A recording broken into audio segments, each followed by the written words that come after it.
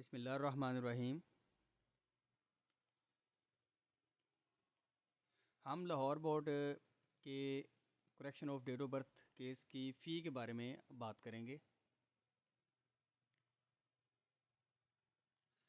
जो भी student correction of date of birth करवाना चाहता है वो सबसे पहले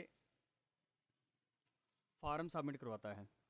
करेक्शन डेट ऑफ बर्थ का जो फ़ार्म है, फ़ार्म की अपनी फ़ीस होती है, यानी अलग से फ़ीस होती है, और उसमें ये शर्त रिक्वायर होती है कि फ़ार्म की फ़ीस नाकाबिल वापसी है।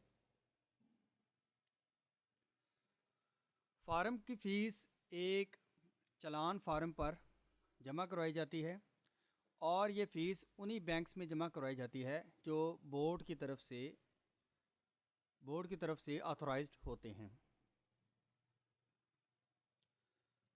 लाहौर बोर्ड ने भी करेक्शन डेट ऑफ बर्थ का एक पूरा प्रोसीजर रखा हुआ है, जिसमें से एक बात ये भी है कि इसकी फ़ीस कितनी जमा करवाई जाए। बेसिकली ये वीडियो बनाने का मकसद यही है कि हम आपको करंट फ़ीस शेड्यूल से भी आगाह करें, लेकिन वीडियो में हम इसकी फ़ीस नहीं बता सकते। हम फ़ीस इसकी कमेंट में बताएंगे, क्योंकि हालात के पेश नज़र ये हो सकता है कि फ़ीस का शेड्यूल तब्दील हो जाए। Lahore board correction date of birth की पहली फ़ीस अरसा 2 साल के अंदर वसूल करता है। अरसा 2 साल के अंदर अंदर लाहौर बोर्ड कम फ़ीस लेता है और इसके बाद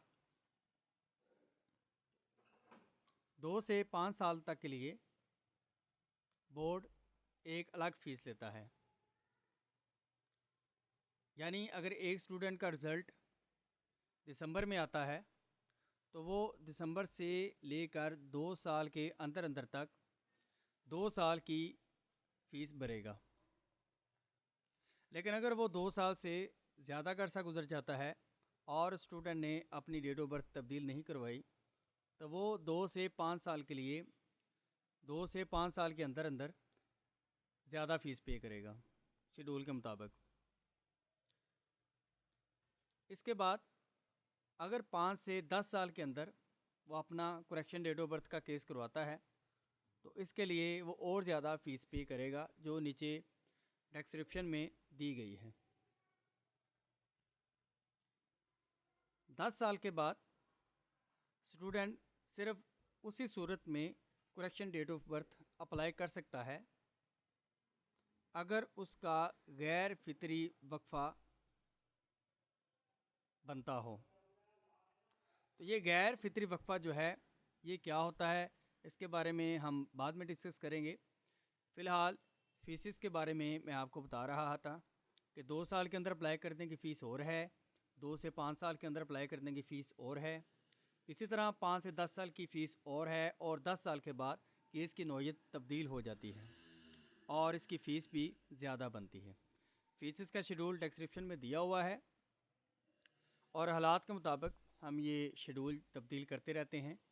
तो अपडेटेड फ़ीस यहाँ पर दी गई है, इसलिए आप डिस्क्रिप्शन में दे सकते हैं।